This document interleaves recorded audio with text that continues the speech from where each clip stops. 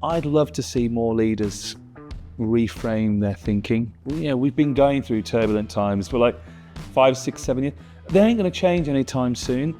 The only way that organizations and leaders, we're going to change anything is to start reframing how we think about the world, how we think about things. Let's stop talking about problems. Let's think about puzzles. Let's stop talking about challenges. Let's start talking about opportunities. Let's stop talking our country down, our people down. Let's stop talking things down. Let's start talking things up. Look at the amazing creativity we have, the amazing diversity we have, the amazing opportunity we have in the real scheme of things to make really significant impact and create significant value audiences all over the world, and I want to see and hear more of it. Hello and welcome to the Courageous Leaders podcast, brought to you by the Change Creators, where we strengthen leadership teams, creating environments where people and profits can grow together. I'm Joanna Howes, your host, and on today's show, I'm very excited to welcome our guest, Scott Morrison, founder of The Boom. Scott is an award-winning business leader who powers up promoted C-suite execs and ambitious global board teams to create disproportionate impact and value at pace. So let's get started. Scott, welcome to the show. It is an absolute honour to have you here. You first popped up on my LinkedIn. I was like, who's this guy? He looks pretty cool. And now you're sitting here. So thank you so much for giving us your time. Oh, thanks, Joe. I mean, it's a real pleasure to be here. But it was quite nice meeting you face to face after having seen you and seen the podcast and seen what you're doing. It's one of that same thing. Sort of you see somebody and then you go, and then you meet them in real life, and then you go, oh, right, that's you. And You're then you start having a chat. Yeah. Because we see a lot of people, don't we, on social media and everything else. Yeah. It's really nice when you can meet people and connect with them face to face. And then here we are today. And we're going to go. Yeah. And we're going to dive straight in with what has been a courageous moment for you to date? Well, I was thinking long and hard about this, and I actually think sometimes you can only reflect on courageous moments way after the fact that they've happened. You often don't realise that you're making courageous decisions or being courageous actually in the moment. And sometimes other people have got to tell you what those courageous moments are. So I have, without realising, made a courageous decision to fundamentally reframe my career and life every 10 years. Oh, wow. Yeah. Now, not Madonna-esque, by the way. But I was reflecting on, I came to London, 30 years ago, and I started in advertising. And I absolutely loved my time in advertising. But I consciously got to 10 years in advertising and said, I want to start my own thing sometime in my life, but I don't want to start that thing in advertising. I don't want to be an ad person for the rest of my life. And so I literally made a courageous decision to jump and go client side. Now, I made a big hash of a lot of that, by the way. Okay. The first few years, we won't talk about. First few years, I didn't make a great job of being a great client. But nonetheless, that's part of the learning process. Yeah. I think having the courage to go from agency then to client. And then I did that for 10 years. I probably wasn't a bad client towards the end. Okay. And then interestingly, in my 10th year of being a client, I had the opportunity to get promoted into not a much bigger role, but a significantly bigger role. And for various reasons, it wasn't the right role for me to take. And my wife was pregnant with our second child and was about to take maternity leave. We were just about to get married. And I decided at that point, with the support of her, my family and friends, to start my own company. Wow. Which for most people would have been like, there's too much change going on. We let's just... But I also believe in moments like that, when there's lots of change, you may as well throw another bit of change in. So I started my own company 10 years ago. And so those three, so I've, 10 years agency, 10 years client, and now 10 years running my own business. Oh my word, what's next? Hang on. So, and well, that's the interesting point, right? Is that I've reached 10 years of running my own business. Now, I can't ever work for anyone again, by the way. Let's make that very clear. not that I can't, but I don't want to. I want to work for myself. So I am at that point this year going, okay, well, what's the next 10 years look like? And actually, because I've sort of done it subconsciously, courageously, I now have to I really have to take a step of courage, because where I am now is the culmination of a lot of hard work. And I really enjoy what I'm doing now. I love what I'm doing now. Yep. But I know that it might take another leap of courage to do the next step for the next 10 years. And by the way, that doesn't just mean professionally. Yeah. What I also noted was in those 10-year reframes, the first 10 years I was a son, to my mum. The second 10 years I was a husband. And these last 10 years I've been a father. So you kind of have this weird personal transition that goes along with these courageous steps that you take. Now, I'm not suspecting the next 10 years I want to be a grandfather, by the way. Who knows? I might be. My kids have kids young. But it's interesting, isn't it? When you map your own personal life with the career stage in your life. And it does take courage to take each of those steps. If you think, it's quite easy being a son. It's quite a passive way. Quite a passive thing in that respect. Being a husband and then being a father, they're all keeps getting bigger and bigger. And your responsibilities become more.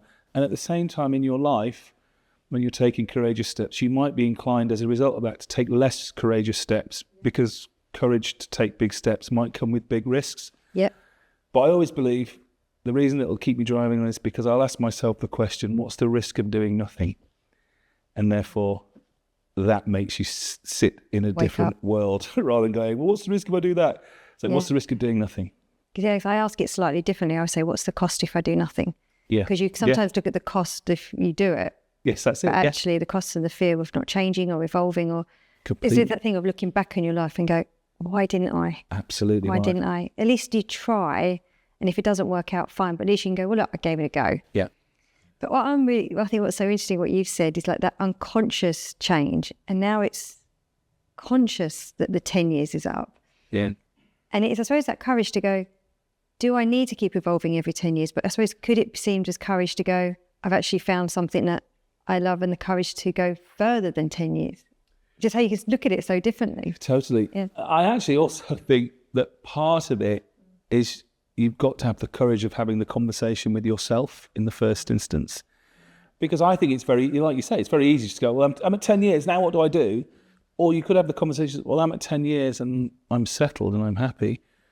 Or it might not be a conversation just with you. It might be a conversation I have with my wife and my kids. It might be a conversation I have with clients and the world, for all intents and purposes. So I think, it's interesting when you look at courage from a subconscious level, when you reflect back, and then when you put yourself in a real life situation. Because quite, somebody saves a child from a tree or something falling from a tree. They always say, I just did it because I needed to do it. It's just a thing that needed to happen right then. I didn't think about it. And I think that's a lot of the time we don't. It's when we do think about it that then we learn courage. Fear comes in. Yeah. If you overthink it, then you can really become quite static. And I see some of the leaders I work with, and people, they have overthought those things, and it becomes inertia. Inertia sets in, and that's where we've got to get away from that. So those people who are listening to this going, oh, okay, cool. If I wanted to have that conversation with myself, just then from your experience, because a lot of people will say, how do you do that? Do you just sit with a notebook in front of you? Do you reflect? What process will you do now to think about those next 10 years? I don't think it's one conversation, by the way. I think it's a series of conversations. I think it's a series of experiences. Mm. And a lot of it, I think, is taking stock and recognizing where you are. And the thing is that when we start thinking about these things, we can often start projecting right the way into the future, like you say, what happens if I do that? And what happens if we do that? Or we can go back to the past and we can go, well, when I did that, do I have to learn all that again? And so you start thinking about all the hard work you've got to do. If you sit in the now and just go, well, where am I? How am I feeling? What's going on in my private life, my personal life? Am I doing the things that I love doing? What more do I want to do? I don't need anything more. I don't want any, I'm not particularly materialistic. I don't need any more stuff. But there are other experiences that I want to do. There are other things I want to try. I want to learn how to fly a plane, and I wanted to learn how to fly a plane for 20 years. And that's courageous. So, but again, in my head, I'm going, well, if I learn how to fly, what happens if I crash? And then I've got kids, that stuff. So there are things that I want to do. And I think you just have to work out, well, if I want more of that, what do I need? What needs to happen for more of that stuff to happen? And I think then you can start to join the dots, interestingly. And you might make a subtle shift. It's not. I don't think it's about uproot. It might just be a personal positioning shift. Yeah. might just be you do a few things, you use your time differently. Yeah. Sometimes you start doing stuff and then something else happens, and then you go, actually the point that happened was here. Like I didn't necessarily know I needed to go client side. I just knew I didn't want to be an advertising person for the whole of my life, and I wanted to run my own business. So in my head, something joined the dots. Went, well, you need to get more commercial. You need to really understand the commercials of a business. And so I went into clients, and then I got into some businesses that were really quite hardcore in commercials, and some that weren't. And so I got a real kind of different understanding on a variety of things, plus all the strategic stuff, marketing, creative work that you get from an agency. But how conscious it was to jump into client side, I don't know. But I know when I made the decision that I didn't just want to keep doing one thing. Yeah. And so at that point, the transition starts, right? So it's like you're conscious of one thing of what you didn't want, but then subconsciously went to another. And that's the thing, isn't it? When you put out into the world what you want, like I want to run my own business, it's like weirder than the steps to start to show themselves when you actually can see, actually, this is where I'd maybe like to get to. Yeah. And I think it's interesting what you said about, I'd love to be able to fly a plane. Like, I know I'd love to be able to speak Spanish. I've tried twice. Terrible. I just can't pick it up. I don't know why. I'd love to be able to play the piano. And it's also then you find that, okay, there's things you'd love to do, but am I willing to put the hard work in do it? To how much is it a want versus it's a real need that I'm going to do it? And I've just accepted that, I might not speak Spanish. I'd love to, but I'm not prepared to put the work in to do it. It's a great point, because when we talk about, for instance, starting business, and obviously you run your own business as well, so you know what it's like to run a business. But it's one of those interesting things. People quite often they'll say to me, "I want to start my own business." They leave a job and they go, "I want to start my own business, and I'm going to give it 6 months, and if it doesn't work out, I'll just get another job." And I always say to them, save yourself 6 months. Just go get a job. Just get another job, because it'll take you 6 months to get a job. Yeah. Because I always say, it is a big, bold step to take to run your own business. And I remember taking that step with a second child on the way. And, but I knew it was I knew I had to do it. I knew it was the right thing to do. And I think you're right. If you want to learn how to play the piano, you've got to be able to say, that's going to take me 6 hours a day or whatever it takes to get to a level. And when I've done that for 12 months, 18 months, it's going to be great. But those 18 months are going to be hardcore. And I think that's the thing about, people starting their own business, is sometimes they say, oh yeah, I'll just got a few mates, they'll give me some work. And I'm like, but have you thought about your accountant? Have you thought about productizing yourself? Well, these are things you might need to think about. No, I'll give it a go. And then 6 months later, they go, it was awful. I'm never going to run my own business ever again, and I'm just going to stay. And I think that's such a shame, because it's great to have that experience and kind of learn it. But actually, like you say, you've got to go into it knowing what it's going to take. And then if you want to make those steps, do it. And if you don't, not everyone wants to run their own business. That's cool. I'd love to play the piano as well. I really would. But I know I'm not going to, because I don't want to put the work in. So you just got to go, well, that's not going to be what I'm going to do. But I'm not going to turn around and say, well, I'm going to learn the piano in 12 months and then sort of spend an hour on it and then give up after 6 weeks and still think I'll be playing in, because it's not going to happen. So having that realistic mindset. I always love, I love the growth mindset. I'm very into that. But I think there's the element of that realistic mindset as well of, yes, you want to grow, you want to learn on this, but have a decent plan and ask yourself, how much do you want it? And do you want to do the work? If you're enjoying this episode and finding it insightful, I want to take a moment and remind you, if you haven't already, to hit that like button and subscribe to the channel. It's a small action, but it makes a big difference. Not only will you be the first to know when an episode drops, but it really helps us to continue to create this content for leaders like you. And I'd love to hear from you. So if you've got thoughts, questions, or ideas, feel free to drop them in the comments. Also, if you want to explore how my leadership training and coaching can support you and your team, then drop me a DM and we can have a call. Thanks so much. Now let's get back to the episode. So I'd love to know, the person sitting in front of me right now, you've achieved so much, and, we'll get on to talking about Boom, which is just fantastic. But what have been some key moments that's really defined who you are today? I always say that growing up, the way I was brought up was a really important role in how I see leadership and everything else. So I grew up in a single parent family with my mum. My mum was just an incredible inspiration, not just for me, but for loads and loads of people. And she had such a beautiful life ethic. which she worked really. I mean, she worked 7 jobs so that my sister and I both went to private schools. We got scholarships to go to private schools because she valued education, and she said, you know, and this is going back a few years, education is what gives you the kind of passport to go and do whatever you want to do. And she hadn't had very much education at all. But she always had such an optimistic and positive outlook on life, which at the time I used to think, oh God, you know, I used to say my mum's, she was mad. Like, she was quite outrageous, you know, and all my friends loved her because she'd come in and she'd dance and she'd sing, and however sad or down they were.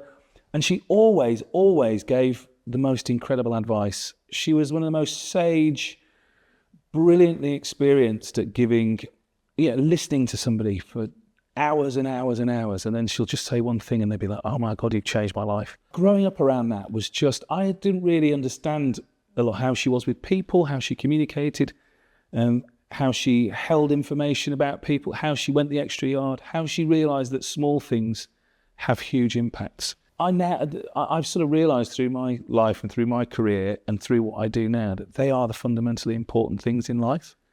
You can't get, well, we just talked about, you can't get away from hard work.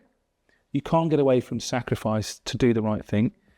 You can't get away from listening hard to people, actively listening and trying to make a difference for them above anything else. So creating value and impact for people on a personal level, or just listening and going, have you thought about that, is really important. But also just the small things in life, you know, just doing small things that mount up and create lots of value and impact for people. And so that is one thing that really inspired kind of my leadership and what I think of being good leaders. And in turn, that helped me. I hadn't realised, again, my mum reframed the world for me in so many situations.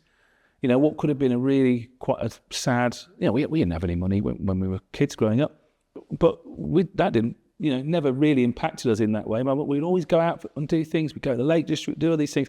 My mum reframed all these things in a really interesting way. And so it just helped me when I got into business and advertising and everything else. I always still talk about it now. I call it business unusual thinking, which is take something that you might think is a challenge in an organization. You can always find a great opportunity from it if you reframe things smartly.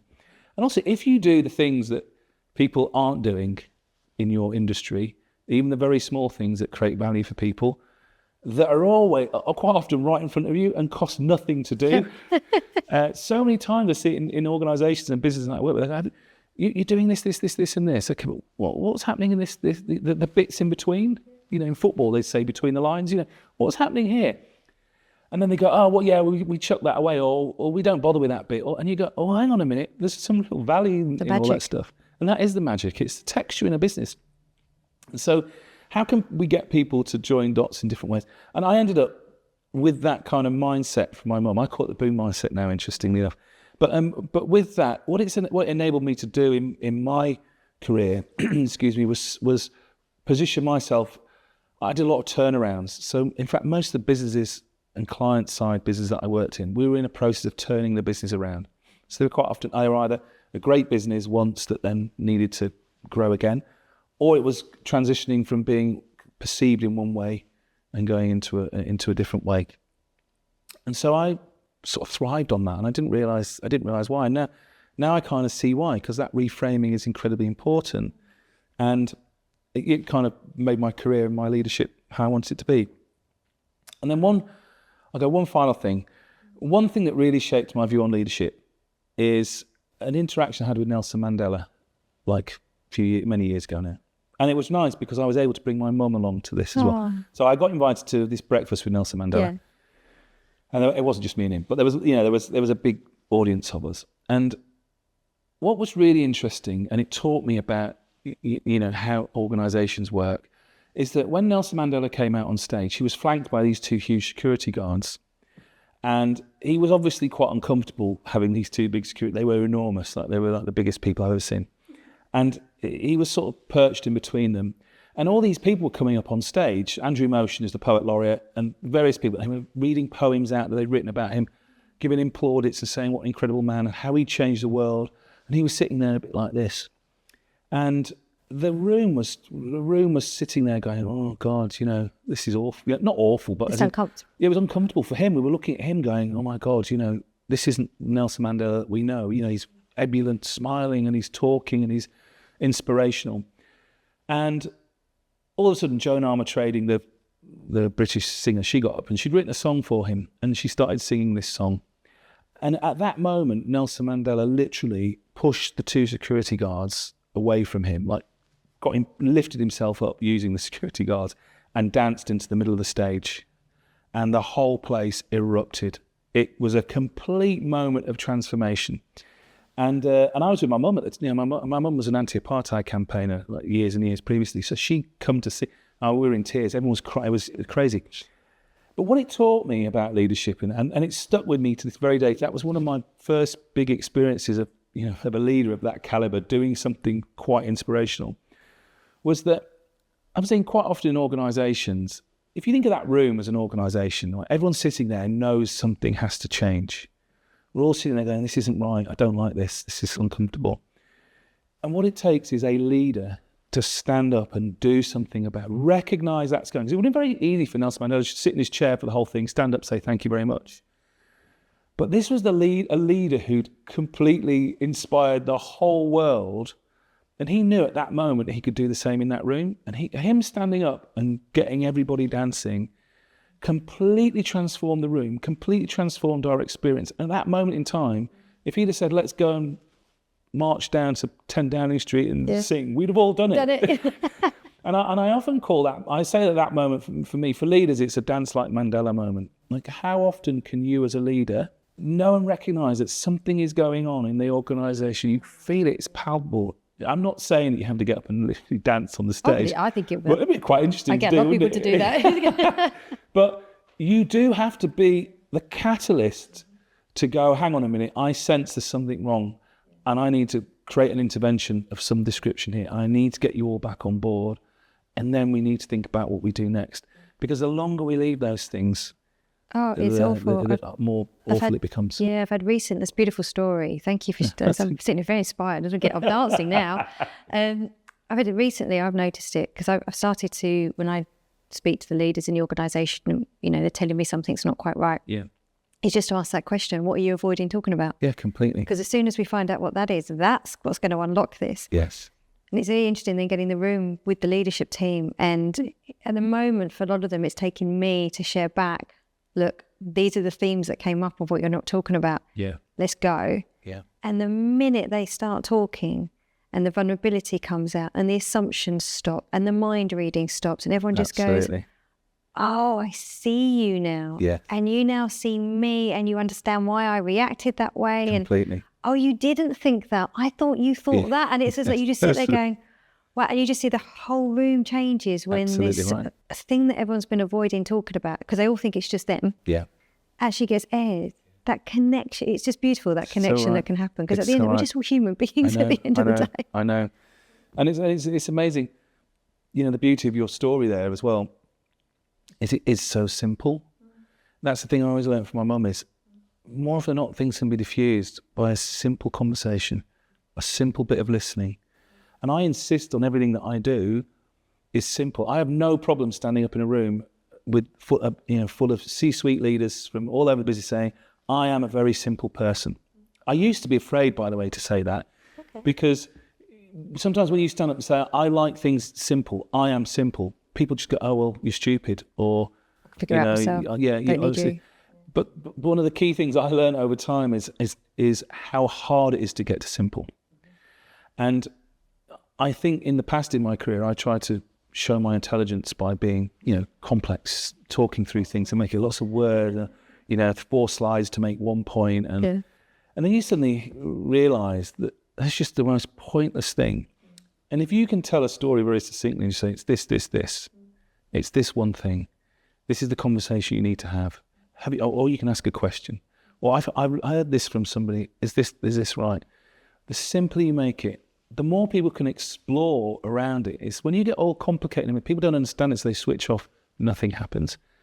But I always say to people, what feels like, simplicity feels easy, but getting simplicity is one of the hardest things you can possibly do. and it's really worth putting the hours into doing that. If I'm doing anything, if I'm spending any time on anything, I spend the majority of time taking complex thinking or complex situations with my clients and just transform it into very simple sentences, bite-sized chunks that they can digest. Do you ever find though, because luckily that's one of the gifts I've got, is I can take because I was an ops director, I can take the real complicated and bring it down to the simple. Yeah. Doing it for my own business, not as easy, really not as easy. So I've actually made my word for this year. I have a word every year. My word for this year is simple. And I'm currently doing a new website, and I'm writing the copy, and I can already go, oh my word, you've just got too many words. You don't need to explain this and this. So I'm like, why can I do it for other people? But it's much harder to do it for yourself. Do you find that? Yeah. When I first started my business, I had a complete. I didn't call it the boom. It was called something completely different. And the reason I called it that is because it's what I thought I should call myself in the market, right? Not so. When I was at Diesel and everything, it was all about emotion. How do we make sure people connect with us emotionally? And I went completely opposite. Start my own business, completely rational business name, no emotion in it, nothing about me, and I remember my wife at the time, not my wife at the time, my wife was looking at the website I was building at the time, and she said, "That's just awful. That looks so awful." And she was absolutely right, by the way. We still joke about it to this day. But it was because I did exactly, it's like a joiner always has rubbish cupboards, right? You forget how to do all the stuff that you do when you're in a brand for yourself. And it was only when it took me 2 or 3 years to kind of remember, reconnect with all that learning, and then reapply it to myself. And that's how I created the boom. And literally the boom is me. It's your personality. And it's now. I now think to myself, how did I not see that immediately? But again, I guess that's part of the thing about being courageous is, take the step. If you wait for perfection, you'll never, ever, you'll never take the leap. No. You've got to take the leap and then literally learn fast and figure it out as you go along. And then you get to it. And that's the beauty of all these things. And it's like with an organization. When you make the commitment to do the hard work to understand what's going on, or to make the changes that you want to make, or to create the impact that you want to see, once you know you're making those steps, those wins that come like that are the fuel that drive you. It powers you on all the way through.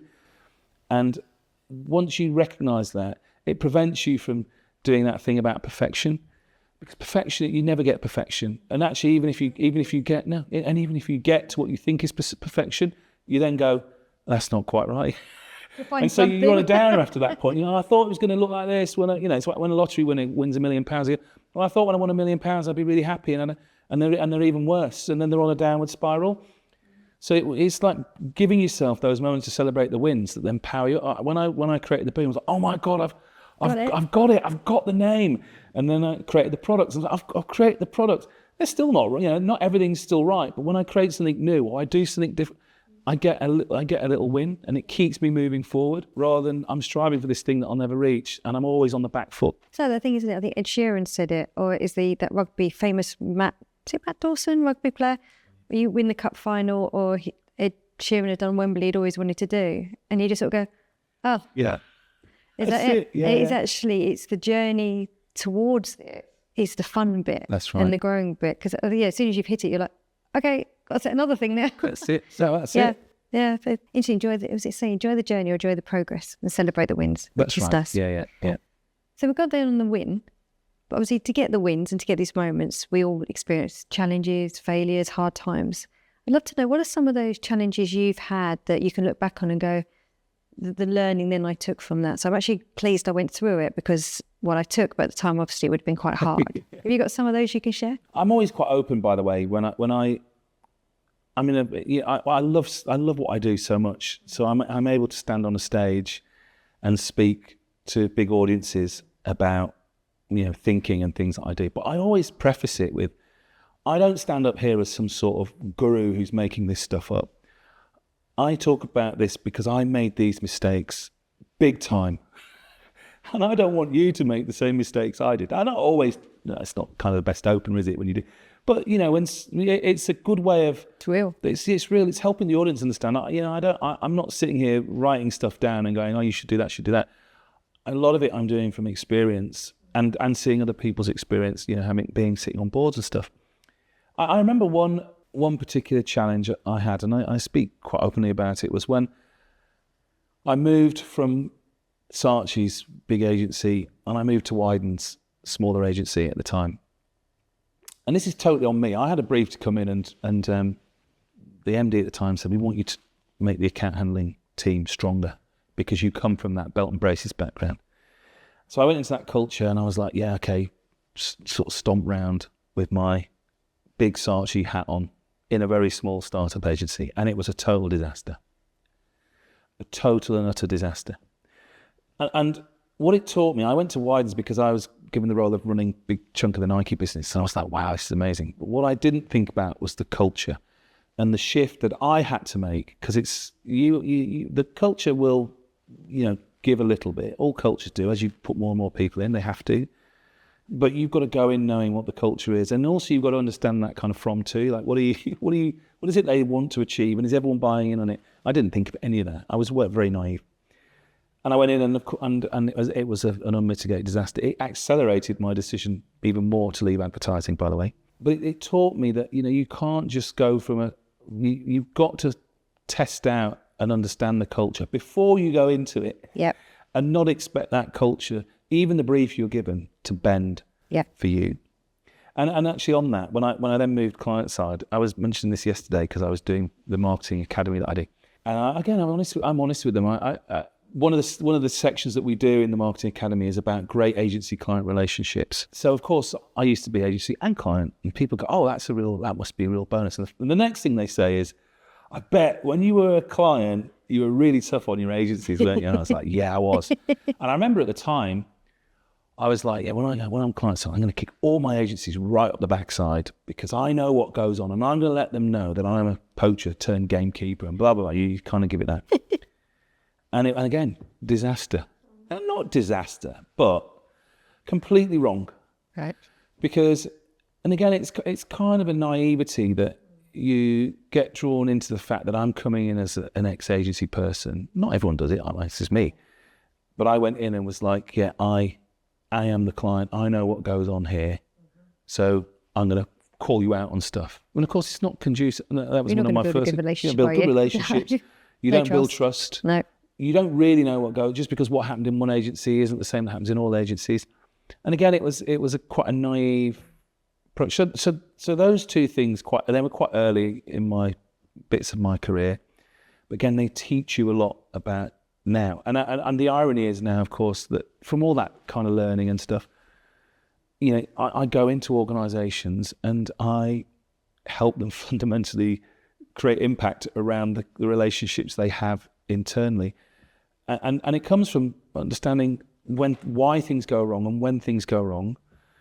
And also, I think closely coupled to that, when you get to the top of an organization, I wasn't the very top, when you CMO, when you're the top of a division and department, I've often thought that you needed to have all the answers to everything, which, again, why wouldn't you think that when literally my days, towards the end of my corporate career, my days were literally from 8:30 till 4:30, people coming into my office with problems. I call them puzzles, by the way, not problems. I like that. They call them. So when I go into organizations, they often say, we've got loads of problems, and then everyone's like, oh, I've got problems.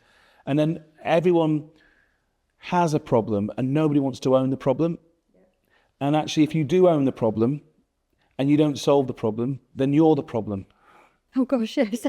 And then if you're the problem, people make these logical steps in their minds, right? If I'm the problem, I'm going to get booted out. Yeah. Or I'm going to have to be asked to leave if I can't solve this. So that creates a thing of, well, I don't want to take on problems, thank you very much. And if I do want to take on problems, it's going to be all of us taking on a problem. But then nobody wants, so anyway, you get the gist. But when you talk about puzzles, it's very different. Right? Because if I said to you, Joe, can you help me with that Sudoku before I go? Should we just do a quick Sudoku? You'd probably go, yeah, I'm quite, it doesn't matter if you're good at it or not. You go, I'll help you. Or I'll help you with that crossword or whatever else. So people actually gravitate towards puzzles. Nice. And if you think about most of the things that happen in an organization, they're not problems per se. They're just puzzles that need to be solved. They're just, we can't work out why sales in this part of the business aren't working how we want them to based on this information. Okay, well, let's do some investigation. Let's treat it like a puzzle. Let's find the 4 corners of the jigsaw, and then let's build in. And let's get people involved who are going to help us. And suddenly you create real momentum behind puzzles. The problems, you just create inertia. So I absolutely make a big distinction between the two. But going back to my original point, so I'd have people come into my office with puzzles. Yep. And that was the shift. Because actually, I did start by thinking there were problems. And I did start then by trying to answer the problems. And I was trying to answer things that were out of I don't have the context for all of it. I was asked to like sort of reframe deals with big customers that we had. And I'm like, if I have to download all the information I need in order to make that decision, but the more you answer, the more people expect the answers from you. So I made the conscious decision to flip that. And I now say to everybody, as a leader, there's no demand that you have all the answers. And if anything, just assume and just make sure you don't have all the answers. Have all the questions. Oh yeah, and listen. And just get into the habit of asking questions for people, because people are great. Most businesses I work with, by the way, they know what they need to do. They know the answers. So if you give the answers, sometimes that's okay. But again, you can get rejected because, well, you don't understand our business. Yep. If you ask the questions, enough questions, people provide the answers, and you go, okay, why are you not doing that? And then they go, oh, yeah, you're right, actually. Yeah, why are we not doing it? Well, I don't know. They solve it themselves. And they solve it themselves. It's a motto I always heard. It's everyone's already got what they need within them. It's totally right. So they don't need me to fix. They need me to help guide what's already within them. Completely. And I've got this wonderful thing when people go, yeah, but if someone turns around and says they don't know, surely then that's when you can jump in and give your thing. No, because that's then your opportunity to elevate their thinking. Yeah. And there's a question, I'll tell you that this works all the time. I didn't believe it when I was told this, where you just go, just pretend you do know. And then suddenly, wow, I would do this and I would do this. And I'm like, see, it's amazing that gift as well. Of don't fix, just get someone to elevate their thinking, because you've just broken that boundary of where they thought they were. Yeah. And now that they can see, they can go further. Oh, I love that question. You go, just such a simple thing. Yeah. What if you did? Okay. It's back to simplicity, right? Yeah. Everything, when you if you think hard enough, you can find a really simple way to get people to do things like that. And the final thing I think is something else that I've really picked up on in the last few years, which I didn't really do enough of, quite possibly through my career, but asking for help. I read a wonderful book called Who Not How by Benjamin Hardy. And the principle of the book is that quite often when we want to start doing anything or we've got to do things, we start to think, how am I going to do that? Like, how am I going to create my own business? How am I going to do it? And the amount of hows that we put into our mind, again, create inertia. The more hows you've got, and then there'll be procrastination. Yeah, I don't know how to do that. How am I going to? So the more hows you've got, the harder, and the more hows rather that you don't know the answer to, the less likely it is it's going to happen. And it happens, when you think about making courageous decisions, or how am I going to pay the mortgage? So once you stop thinking about how, and you start thinking, well, actually, who can help me here? Then you're leveraging the impact and value that other people can bring to you, which for them is like it's dead easy. And in turn, you create a really beautiful relationship where you can help them on stuff. And everyone starts to play to their strengths. So you create this really nice team. I've got some wonderful friends and people I work with and people I don't work with, people I can pick up the phone to, or they can pick up the phone to me. And I know I'll go, oh, I've got this thing, blah, blah, blah. And they go, oh yeah, it's just this, this and this. In fact, speak to that person, they'll help you. And I like to think I'd do the same in return. But it's been liberating, because I really genuinely believe there is nothing in the world that you can't really you make progress on. Yeah. If you think hard about in everyone's network, anyone listening, watching, in your network right now, go through your phone list, go through your LinkedIn, whatever, go through any puzzle that you've got in your head. Yeah. Apply the thinking that I know there's 2 or 3 people who can help with this puzzle, and find them, do the hard work to work out who they are, and then ring them up. And they'll help you. I know. Is it because to give another perspective there, because I'm fully in agreement with you. The challenge I have, and I still have it today, I'm better. I would say I'm a work in progress, is logically I know that. And then then I go into this lovely voice in my head is, oh, but they're busy. You don't want to be a bother. And you're not important enough for them to want to help you. They've got, who are you? Why would they want to give you their time? And you go into this spiral of everything you can to possibly then not contact that person. Yeah. Just from a fear of, I suppose it's got to come down to a fear of rejection, potentially. But I know I've got this thing of, I don't want to be a bother. Maybe I just see if I can do it myself first. But man, that's the slow way to go. Yeah, absolutely. Absolutely is. It's a great point. I talk to leaders a lot about, we quite often hold ourselves back on opportunities because we have conversations in our head that are rooted in myth. Yeah. And they're not rooted in reality. And I guarantee, I remember when I started my business, I had exactly that same fear. And I procrastinated, and I knew people who'd started their own business, and I was like, oh, I don't want to ask them. And then one day I just went, right, I'm just going to send 5 emails or 5 text messages and say, can I have a coffee with these 5 people?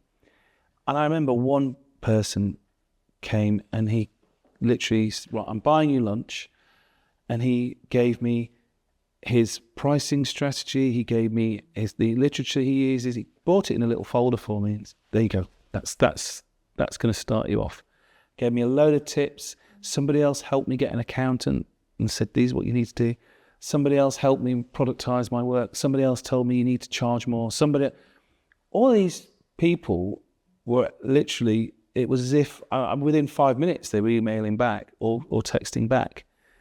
So suddenly I was like, I'm dealing in myths. And the reality is that, and I really genuinely believe, and I practice this myself now, because it's a weird thing. When somebody helps you in that way, when somebody texts you and says, can you give me some, you're like, yeah, of course, because you know what it was like to be on the other end. Yes.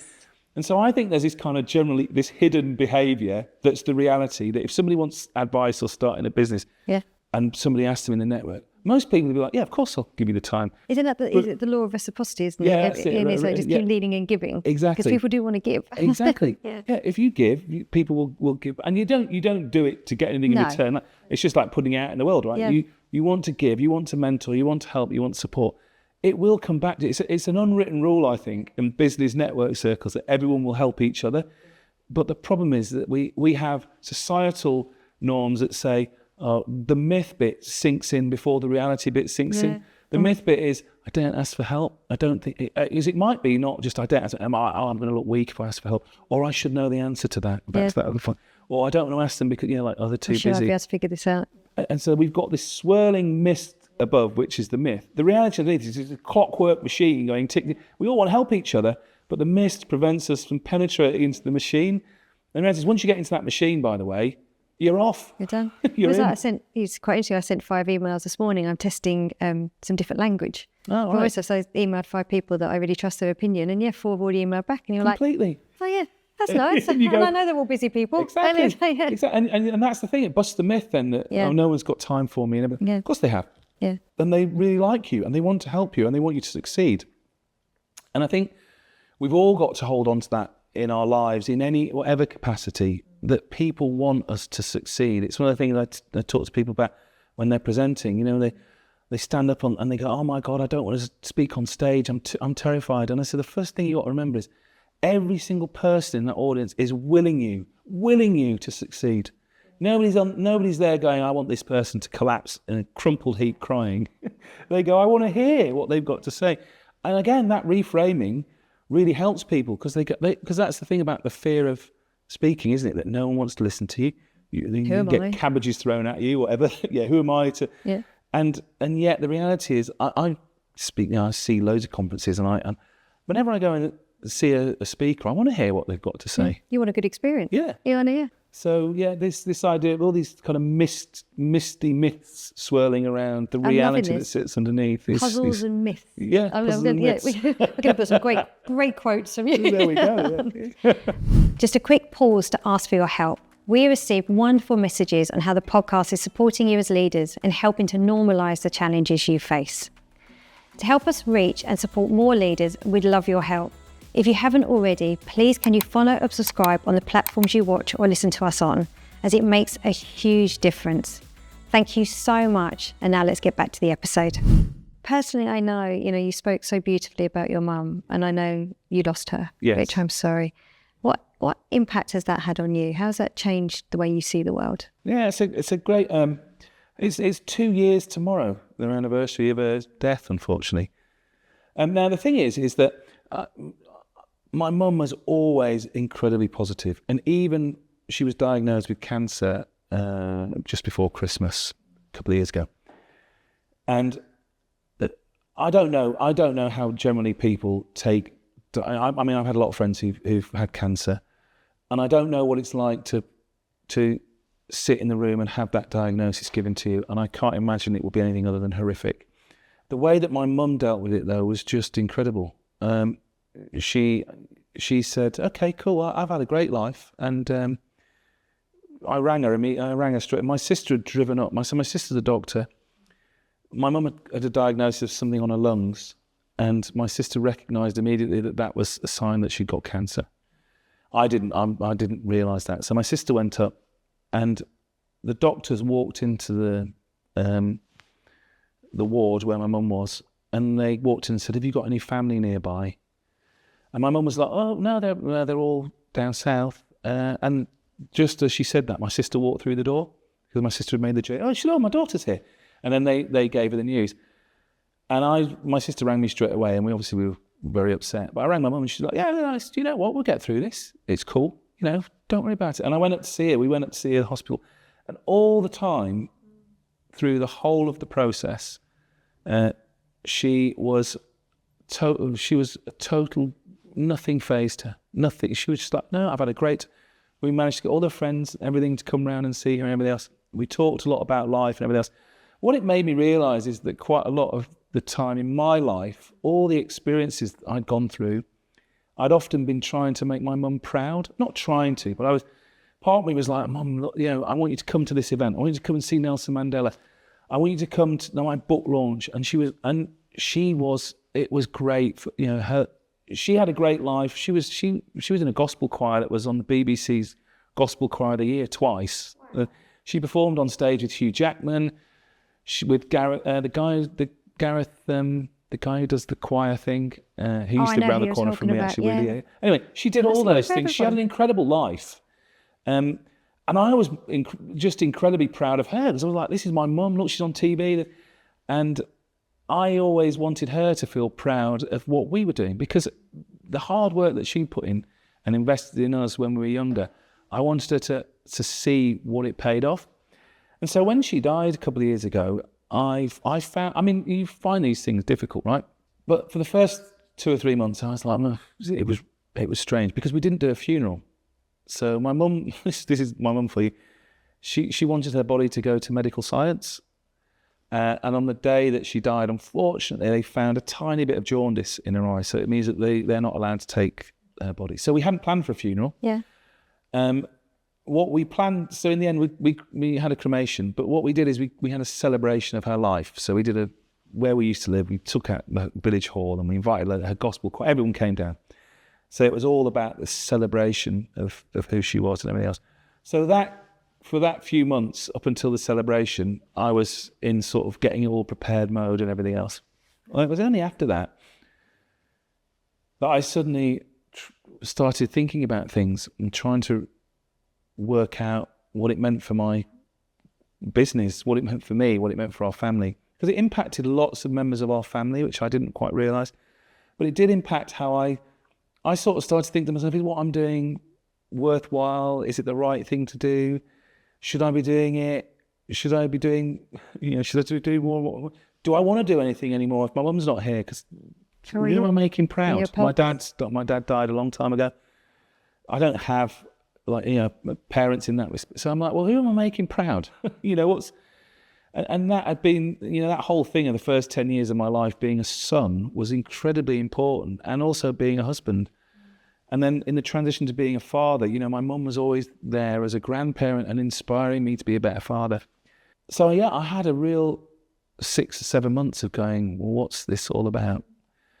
And what it did is it did make me rethink what my business is about and hone in much more. And actually, weirdly, on some more of the kind of principles that my mum developed. This whole idea of creating disproportionate value and impact in for businesses and for people, for audiences, is about how do you do that? How do we stop?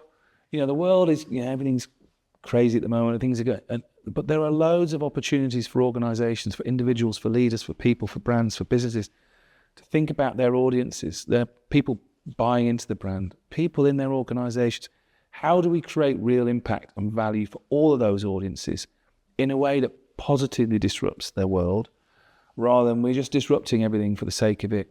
We're doing bad things in organisations because that's just the way normal things done. We don't think about value for our audience, customers and everything else because, we're in shrinkflation mode, or, there isn't the money. And actually there are loads of opportunities if we take the right mindset, if we reframe things in different ways, if we join dots in new and interesting ways. All the things, funnily enough, that my mum did are now actually more deeply rooted in the work that I do and that I want to do. And that was the switch that I made. I was probably, I was looking at all sorts of different things with what I was doing. But the last 6 to 12 months, I'm really refocused now on that's what I really want to do. And so that's what I've tried. That's the kind of thing that's... Lovely, yeah, and within 2 years of now I get to the second anniversary and I have a renewed sense of what my business is about, and then a little bit more about what I'm about. Yeah, because who are you making proud there? Well, it's interesting, isn't it? Because I don't think I ever really took stock of the work I do in myself. I've always had this kind of pursuit of, a little bit like pursuit of perfection, this whole changing things and striving for everything. And we talked, I read the book, The Courage to be Disliked, which I know is, and suddenly I've realised I have a lot of stuff to offer. I don't need to I'm not on this endless treadmill of trying to be better and better and better and better. And, I have a lot of value, and I'm starting to realise that. And I'm starting to realise, I'm proud of what I've achieved. I'm proud. Lovely. My kids are proud. My wife is proud. My family are proud. My sister's proud. And I haven't always taken that in. I know the sort of person I am. That's been the driving force for me and my business and for what I want to do over the last 30 years. And so going back to what we said at the start, actually having the courage to be proud of what you've achieved in a way that's not, not hubris, not like, I'm great. I don't profess to be great at anything, but I know what I'm good at. I know where I bring value, and I'm proud of those things, and I'm proud of what I've achieved.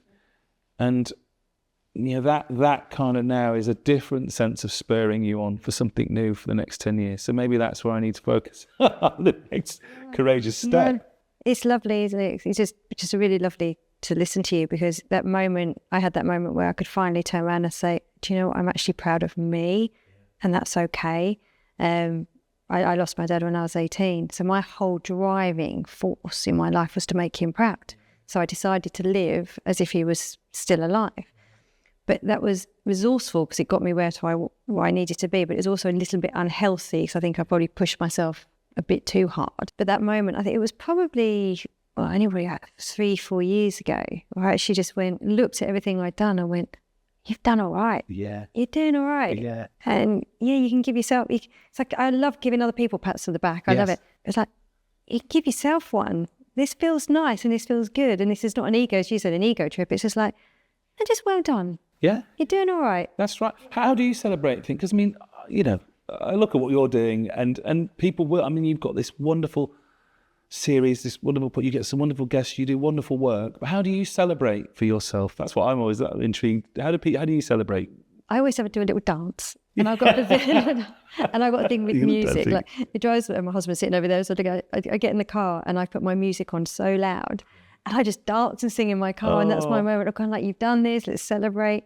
And we'll always go out and have a toast and celebrate. Because I do believe celebrating wins It's so important to remember that, because otherwise we spend way too long thinking what you haven't done, what you're not doing. Actually, no, let's look at what we have done and celebrate that. And also, I think it's so important to celebrate with your team. Yes. And share in that celebration. But no, it's lovely to sit with someone else going, oh, it's nice, isn't it? We've done all right. Yeah, completely. Because if you don't do it, nobody else will. Yeah. You know, and I often think, that we disproportionately focus on what's wrong, what's going wrong, what's problems, and never enough on what's great. I'm going to have to get you back for a part 2. There's so many things that I want to talk about, but I've just realised what the time is. And I'm like, oh my gosh, I'd love to do a part 2. We could just carry on for ages.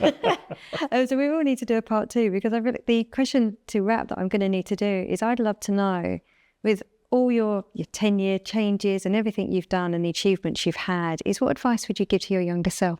Well, as you'd expect, given the topics that we've talked about today, I reframe that question. I'm going to reframe the question. And I would like my younger self to give me some advice now. Now, my younger self was, I'd say, sometimes slightly maverick and a little bit reckless, but what my younger self would say to me now is, why are you being so creatively retentive? Yeah. Now, what's interesting is that, I've been involved with, co-wrote a book, Creative Superpowers. I love creativity. I'm passionate about it. I love seeing great creativity. But when I was younger, I was writing poetry, I was a music producer, I was DJing, I was always trying to do something else creative, so I could really exercise that muscle, understand what creativity was for me. And I think over the last few years, yes, creativity for me has changed, because creativity has been funneled through my business, and I'm thinking creatively about what I do, and I'm thinking creatively about clients and all sorts of different things. And I love doing that, by the way. I love extending my mind. But the reality is there's sometimes the outputs of creativity are incredibly important for you to show yourself that you're doing things in a creative way. And whether could be a bit of art, I'm not an artist, but I used to love writing, a bit of writing or a bit of music or whatever it might be. I have probably lost touch with some of those elements. And a few months ago, one of my dear friends is unfortunately, he's got brain cancer, but we've been raising money for him, and he's in Germany having treatment. He comes back, and we put on a night for him in Fabric as so we organised this big night in Fabric, and it was fantastic. And the lady who organised it, Vanessa, she said, "Would you like to DJ? You haven't DJed for a while, have you?" I was like, "I'd love to DJ." So I went round the corner to my friend Andy, who's a music producer now. And he's a DJ. We DJ the same thing. I haven't DJed for 10 years, by the way. And I said, "Look, I've got this gig in Fabric. Would you like to do it with me back to back? Because I have not done DJing for ages." He said, "Yeah." So we worked together, practiced together, put on our set list together. And then we DJed in Fabric. And I'd forgotten the thrill of DJing, just the crowd, people dancing, listening, the focus you have on mixing a tune. And it was incredible. It was an absolute moment for me it just reconnected me with things I've been so passionate about and I forgot about. So my younger self at that moment was saying, I am your younger self doing this thing that you love doing. Stop being so old about it and do some more stuff. I can see this. The next 10 years, it's DJ Boom. Oh, DJ Boom coming up. I know. I was really amazed at how technology moves on tenfold in DJing. I used to turn up with, a bag of records and, my headphones, and now it was like flying a space shuttle, frankly. But that moment reconnected me with the kind of visceral nature of what I was about when I was younger. And it was at that moment I thought, my younger self is calling out to me at this point, do more of this stuff. Yeah. I think that's a beautiful way to look at it. I'm going to start that. I'm going to try that. I think that's brilliant. Before we close, I just want to make sure, is there anything we've missed or any message you'd like to reinforce before we finish? One thing I'd like to say is, in the spirit of what we've talked about today, is and what is courageous leadership is something that I'd love to see more leaders reframe their thinking. And we're going through we've been going through turbulent times since, there's a great cartoon somebody shows me. There's this old couple sitting in front of the TV, an elderly couple, and they say, "God, I really miss precedented times." Because everyone always talks about we've been in unprecedented times for like 5, 6, 7 years. They ain't going to change anytime soon. The only way that organizations and leaders, we're going to change anything is to start reframing how we think about the world, how we think about things. Let's stop talking about problems. Let's think about puzzles. Let's stop talking about challenges. Let's start talking about opportunities. Let's stop talking our country down, our people down. Let's stop talking things down. Let's start talking things up. Look at the amazing creativity we have, the amazing diversity we have, the amazing opportunity we have in the real scheme of things to make really significant impact and create significant value for audiences all over the world. And I want to see and hear more of it. Beautiful. And I'm going to finish on that because that was beautifully said. Thank you very much. So much for joining us. My pleasure. That Wonderful. was such a pleasure. Really enjoyed it. And thank you for everyone listening, and we'll see you next week. Scott, are you ready for the Fast and the Curious? Oh, I'm ready. You're I'm good. ready. Let's go. Nice, easy one to start with. What do you prefer, people or dogs? People. There you I do go. have a dog. I do have a dog. Oh, the poor dog now. The poor We won't dog. show the dog this. Fonzie We will won't not show be this. happy, but people all the time. If, like boxers do, leaders had an entrance song that they had to walk into, what would be yours? Boom, Shake the Room, by Will Smith, I imagine. Ah, there's good. Something like that. I love it. Fashion or art? Fashion. What's your favourite book? Power of Now by Eckhart Tolle. What's one leadership skill you think everyone should master? Reframing your mindset. Would you rather travel back in time or to the future? What a great question. I would like to go to the future. I'll go to the future because, why not? Let's see what's Well, coming. you've got to work out your next 10 years. Yeah, we need to know what it is. Yeah. Zoom meeting or in person? In person. Yeah, all the time. If you had to appear on a TV show, which one would you go on? Question time. I'd like to put across some significant discussion points with government, but I like the art of debate, and I think actually if you come in with a different perspective and a different point of view, I think that's quite good to test your own understanding and knowledge on Mix stuff. it up. Yeah, I like it. What's your secret weapon in a high pressure situation? Questions, like asking a provocative question. Throw it back. Throw it back. Throw it back to the room. Yeah. See what. happens. Again, to help people reframe why the tension is there in the first place. Makes sense. If you could swap lives with any famous person for a day, who would it be? Martin Luther King. Which do you prefer, the world before social media or the world with it? It sounds very old school if I say the world without it, but I've got a big nostalgic streak of when I was a kid and playing football every night, coming in when the street lights went down. But I actually saw there was a Purcell ad a few years ago, and it said that kids now have less outdoor time than prisoners, and that makes me sad. That's incredibly sad. Yeah, and I'm not saying that that's all down to social media, by the way, but what I am saying is that without social media, the onus was that you went out in real life and you spent time out and you went and met people and you made commitments and you did sport and you did all those things. And I actually, my two daughters play sport, they play football and they love it. And I think more of that stuff that keeps people away from screens is just get out. It builds your life in real time, so do more of it. Agree. If you had to describe your leadership style in 3 words, what would they be? Describe it in 3 words: unblock, unlock, unleash. Unblock, unlock, unleash. Oh. So unblock success and the barriers that get you there, unlock new thinking, bring outsiders in, bring outside perspectives in, unleash, create action and make it happen for impact and value. Boom. Boom. Well, I can't believe I'm about to do this one. Are you ready? Boom, boom, shake, shake the room, or boom, boom, boom, let me hear you say, well, which one? You see, the first one, because that's the entry music that I said I'd have You've got to have that one? Yeah, but I like the other prefer one. singing the other one. I like the other one for a different energy, yeah. If you could only work in one city for the rest of your life, where would it be? London. What's one thing you have bought that you now regret? A drone. You never used it. No, do you know what? I bought the drone because I love photography, right? I absolutely adore photography. I saw a friend of mine at a wedding had a drone and he showed me all this stuff and I justified to myself that I would do more photography. When we came out of lockdown, we went to Cornwall and I said to myself, I'm going to buy a drone so that I could take those lovely ocean shots of of Cornwall. And I did for 3, 5, 10 seconds. That's it. And I loved it. And then I put it away. I never use it.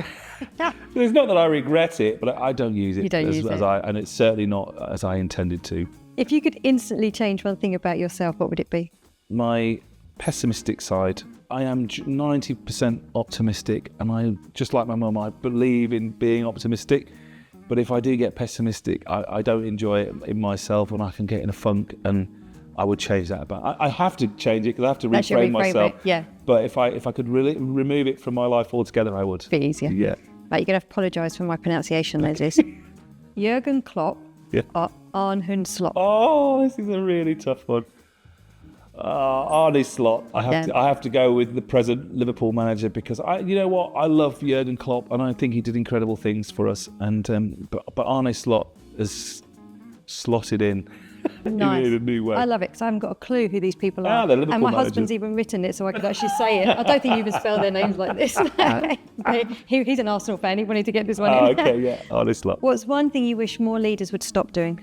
I wish leaders would stop making the simple complicated for their own hubristic, ego-driven reasons and recognise that simplicity breeds the opportunity for your teams to create the solutions to the puzzles that are right in front of you. It's like you rehearsed that. That's beautiful, beautiful.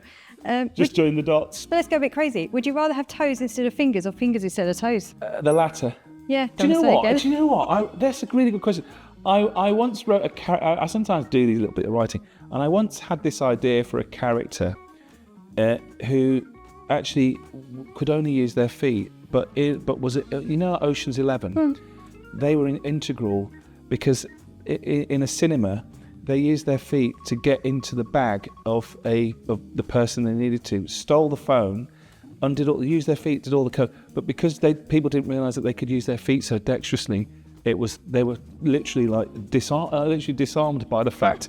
And so this character was a massive integral to the plot because they got the phone, got all the information out of the phone, put the phone back in the cinema without ever being noticed. I didn't expect that answer. No, I didn't either. But it reminded me of a character that I'd written. But imagine if they did. If you had to have feet. I mean, effectively though, very clever. People who need to use their toes are their fingers. Very, very strong. It's incredible. If you had an extra hour in the day, how would you spend it? Sleeping, because despite the fact that I really would say that I manage lots of parts of my life, and I'm not really into the kind of optimization of everything. Yeah. Sleep is something that I probably don't do enough of. So I want to give myself 8 hours a day. I probably really squeeze 6.5. So I would use it to get my 8 hours sleep. Because actually it's the most important thing for your mental state. 100%. And last one, and stuff. If your leadership journey were turned into a movie, who would play you? Denzel Washington. Nice choice. Thank you so much. That is your Fast and Curious. Thank you very much. If you've been loving our Courageous Leaders podcast, please can I ask you to subscribe to our YouTube channel. Your support helps keep the quality content coming and reach listeners like you that we can then really, really help. We fund this podcast ourselves, so to have your support means that we can keep delivering week on week. Thank you.